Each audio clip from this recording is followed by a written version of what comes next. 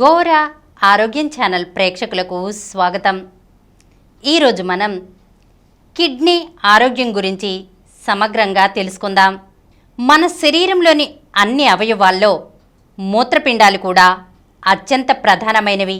అవి పనిచేయకపోతే మన శరీరంలో అనేక అవయవాలు దెబ్బతింటాయి. గుండె లాంటిదే కిడ్నీ కూడా. కిడ్నీల సమస్యలు రావడానికి మన జీవనశైలే ప్రధాన కారణమనేది ఆరోగ్య నిపుణులు చెప్తున్న మాట. అలాగే మనకున్న అనేక ఆరోగ్య సమస్యలు కూడా కిడ్నీలపై ప్రభావం చూపిస్తాయి.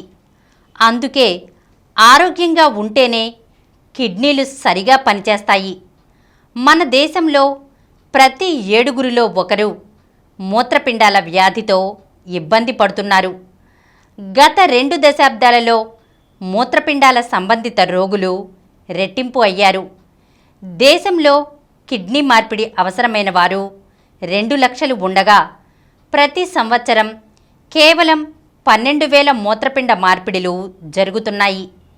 ఈ లెక్కలన్నీ మూత్రపిండాల ఆరోగ్య సమస్య తీవ్రతను తెలియజేస్తాయి.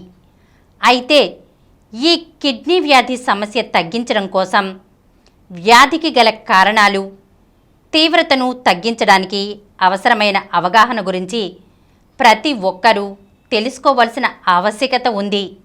దీర్ఘకాలిక మూత్రపిండ వ్యాధి CKD ప్రపంచవ్యాప్తంగా 850 మిలియన్లకు పైగా ప్రజలను ప్రభావితం చేస్తుందని అంచనా వేయబడింది. అలాగే 2019లో 31 లక్షలకు పైగా మరణాలు సంభవించాయి. ప్రస్తుత మరణాలను పరిశీలిస్తే అన్ని వ్యాధులలో కన్నా కిడ్నీ వ్యాధి వల్ల అనేది ప్రధాన కారణాల్లో 8వ స్థానంగా ఉంది. మనం పట్టించుకోకుండా వదిలేస్తే 2040 నాటికి ప్రాణాలు కోల్పోవడానికి ఇది 5వ స్థానంగా మారే ప్రమాదం ఉందనేది అంచనా వేయబడింది. మన దేశం 140 కోట్ల జనాభాను కలిగి ఉంది. ఇటీవలి సంవత్సరాలలో దేశం ఆర్థిక వృద్ధిని నమోదు చేసింది. Diabetes mellitus, hyper tension, coronary artery disease వంటి నాన్ కమ్యూనికేబుల్ వ్యాధులలో గణనీయమైన పెరుగుదలతో పాటు అంటువ్యాధులు స్వల్పంగా తగ్గుముఖం పట్టడంతో మన దేశంలో ఎపిడెమియోలాజికల్ పరివర్తన జరుగుతున్నట్లు స్పష్టంగా తెలుస్తుంది. 2015లో రెడ్డి ETL ఇటీవల జరిపిన అధ్యయనం ప్రకారం మన దేశంలో కనీసం 53% మరణాలకు దీర్ఘకాలిక వ్యాధులే కారణమయ్యాయి. CKD యొక్క ప్రాబల్యం ప్రపంచవ్యాప్తంగా పెరుగుతోందని ఇప్పుడు బాగా గుర్తించబడింది. చివరి దశ మూత్రపిండ వ్యాధి సంఖ్య యొక్క ప్రపంచ వార్షిక వృద్ధి 7% వద్ద నివేదించబడింది. సమగ్ర CKD రిజిస్ట్రీ లేకపోవడం వల్ల మన దేశంలో CKD ESRD భారం యొక్క ఖచ్చితమైన అంచనా ప్రస్తుతం సాధ్యం కాదు.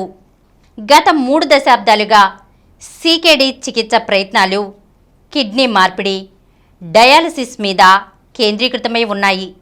సైన్స్లో ఇటీవలి పురోగతులు కిడ్నీ వ్యాధి, దాని సంక్లిష్టతలను నివారించడానికి కొత్తగా వివిధ చికిత్సా పద్ధతులను అభివృద్ధి చేశాయి.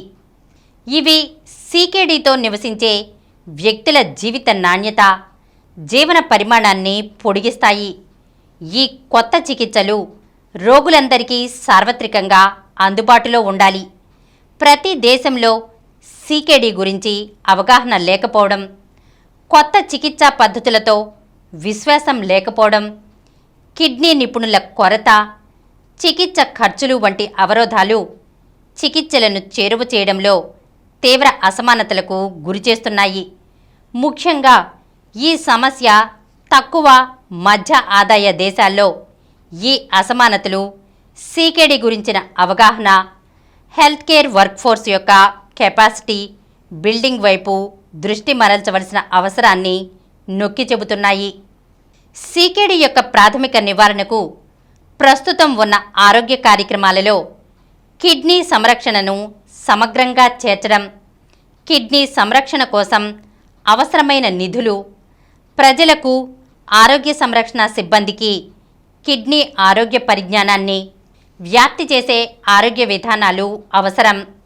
సీకేడీ లేదా దాని పురోగతిని నివారించడానికి మూత్రపిండ వ్యాధి స్క్రీనింగ్కు సమానమైన ప్రాముఖ్యత, ముందస్తు రోగ నిర్ధారణ కోసం సాధనాలు, నాణ్యమైన చికిత్స ఇవ్వగలగాలి.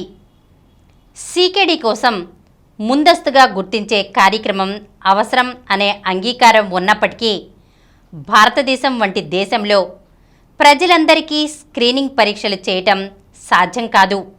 Health care delivery national policy ఈ సమస్య మీద అంతగా దృష్టి పెట్టకపోవటం, పేషెంట్కు ఈ సమస్య మీద అంతగా దృష్టి పెట్టకపోవటం, పేషెంట్కు ఈ వ్యాధుల మీద అవగాహన లేకపోవటం, ఖరీదైన వైద్యం, మందులు అందరికీ అందుబాటులో లేకపోవటం, వీటన్నింటి వలన పేషెంట్లకు మనం అవసరమైన వైద్యం ఇవ్వలేని పరిస్థితుల్లో ఉన్నాము. సరైన మూత్రపిండ సంరక్షణను సాధించడానికి ప్రపంచ ప్రాంతాలలో సందర్భోచిత వ్యత్యాసాలను పరిగణలోకి తీసుకుంటూ బహుళ స్థాయిలలో అడ్డంకులను అధిగమించడం అవసరం. ఆరోగ్య సంరక్షణ నిపుణులు, ప్రాథమిక సంరక్షణ నిపుణులు, కిడ్నీ నిపుణుల కొరతను పరిష్కరించడానికి శిక్షణను మెరుగుపరచడం, ప్రాథమిక సంరక్షణ వైద్యులు, నర్సులు, కమ్యూనిటీ ఆరోగ్య కార్యకర్తలతో సహా వారి సామర్థ్యాన్ని పెంపొందించడం అవసరం. సరైన సీకేడీ స్క్రీనింగ్పై విద్య, క్లినికల్ ప్రాక్టీస్, మార్గదర్శక సిఫార్సులకు కట్టుబడి ఉండటం, సమర్థవంతమైన సురక్షితమైన చికిత్సా వ్యూహాలను విజయవంతంగా అమలు చేయడానికి కీలకం. శాస్త్రీయ ఆవిష్కరణలను స్వీకరించడం, సీకేడీ చికిత్స కోసం ఫార్మకోలాజిక్, నాన్ ఫార్మకోలాజిక్ సాధనాలను ఉపయోగించడం, అలాగే నిపుణుల మధ్య సమర్థవంతమైన కమ్యూనికేషన్ పెంపొందించడం రోగి శ్రేయస్సును బాగా ప్రభావితం చేస్తుంది. రోగులు, కమ్యూనిటీలకు సాధికారత కల్పించడం, ప్రపంచవ్యాప్తంగా అధిక ఖర్చులు, తప్పుడు సమాచారం కారణంగా రోగులు సంరక్షణ, మందులను పొందేందుకు ఇబ్బంది పడుతున్నారు. ఇది వారి ఆరోగ్య ప్రవర్తనను ప్రభావితం చేస్తుంది. మధుమేహం, రక్తపోటు, ఊబకాయం వంటి సీకేడీ ప్రమాద కారకాల గురించి అవగాహన పెంచడం, ఆరోగ్యకరమైన జీవనశైలి ఎంపికల గురించి ఆరోగ్య అక్షరాస్యతను పెంపొందించడం, స్వీయ సంరక్షణ, చికిత్సా పద్ధతులకు దీర్ఘకాలిక కట్టుబడి ఉండడాన్ని ప్రోత్సహించడం, ప్రత్యేకించి ముందుగా ప్రారంభించి స్థిరంగా నిర్వహించినప్పుడు పెద్ద ప్రయోజనాలను పొందవచ్చు. న్యాయవాద సంస్థలు, స్థానిక కమ్యూనిటీలలో రోగులను చేర్చుకోవడం, దీనివలన వారికి సమాచారంతో కూడిన నిర్ణయాలు తీసుకోవడానికి, వారి ఆరోగ్య ఫలితాలను మెరుగుపరచడానికి వారికి అధికారం లభిస్తుంది. కిడ్నీ వ్యాధి వృద్ధులకు లేదా మద్యం సేవించే వారికే వస్తుందనుకుంటే పొరపాటే. మీ జీవనశైలిలో కొన్ని అలవాట్లు కూడా మిమ్మల్ని ప్రమాదంలో పడేస్తాయి. కిడ్నీలు దెబ్బతినడానికి మద్యం మాత్రమే కారణం కాదని, మనం తీసుకునే ఆహారం, జీవనశైలి అలవాట్లు కూడా కిడ్నీలపై ప్రభావం చూపిస్తాయి. ప్రోటీన్ ఎక్కువ ఉన్న ఆహారాన్ని తీసుకోవడం, ప్రాసెస్ చేసిన ఆహారాన్ని తరచూ తీసుకోవడం వల్ల కూడా దీర్ఘకాలిక మూత్రపిండ వ్యాధులు వచ్చే అవకాశం ఉంది. సీకేడీ కారణాలు: మధుమేహం, రక్తపోటు అతి ముఖ్య కారణాలు. వంశపారంపర్యంగా వచ్చే వ్యాధులు, ఉదాహరణకు పాలిసిస్టిక్ కిడ్నీస్, కిడ్నీలో రాళ్ళు, వైద్యులు రాయకుండా మందులు అతిగా వాడటం, అతిగా యాంటీబయాటిక్స్ వాడటం లాంటివి కారణాలు. ఇంకా ప్రోటీన్లు ఎక్కువగా తీసుకోవడం, జంతు ప్రోటీన్ రక్తంలో అధిక మొత్తంలో యాసిడ్ను ఉత్పత్తి చేస్తుంది. ఇది అసిడోసిస్కు కారణమవుతుంది. ఈ పరిస్థితిలో మూత్రపిండాలు తగినంత ఆమ్లాన్ని తొలగించలేవు. ఇది అవయవాలపై హానికరమైన ప్రభావాన్ని చూపిస్తుంది.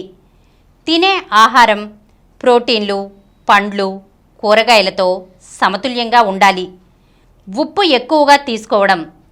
ఉప్పు అధికంగా ఉండే ఆహారంలో సోడియం ఎక్కువగా ఉంటుంది. ఇది రక్తపోటును పెంచుతుంది. అంతేకాకుండా మూత్రపిండాల పనితీరుపై ప్రభావం చూపిస్తుంది. Pain killers.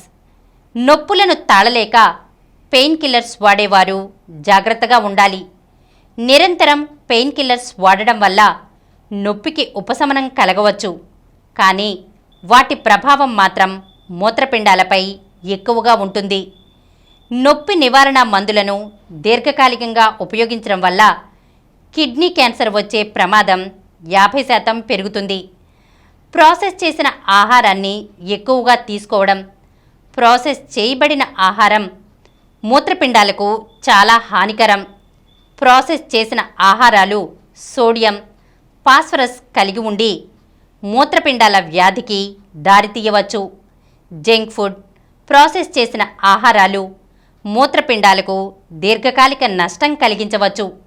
మధుమేహ వ్యాధిగ్రస్తులకు శరీరం తగినంత ఇన్సులిన్ను ఉత్పత్తి చేయనందున ప్రాసెస్ చేసిన ఆహారాల నుంచి వచ్చిన చక్కెర రక్తంలో పేరుకుపోతుంది. అది డయాబెటీస్, కిడ్నీ వ్యాధికి దారితీస్తుంది. అతిగా మద్యం సేవించడం. రోజుకు 4 కంటే ఎక్కువ పానీయాలు తీసుకోవడం వల్ల దీర్ఘకాలిక మూత్రపిండ వ్యాధి వచ్చే ప్రమాదం రెట్టింపు అవుతుంది. ఆల్కహాల్ మూత్రపిండాల పనితీరులో మార్పులకు కారణమవుతుందని, రక్తాన్ని వడపోసే సామర్థ్యాన్ని దెబ్బతీస్తుంది. ఆల్కహాల్ రక్తపోటును కూడా ప్రభావితం చేస్తుంది. ఈరోజు మనం కిడ్నీ ఆరోగ్యం గురించి కొన్ని విషయాలను తెలుసుకున్నాం కదా.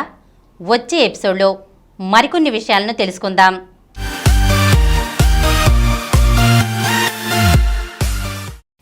ఈ కార్యక్రమం మీకు ఎంతో నచ్చింది కదా.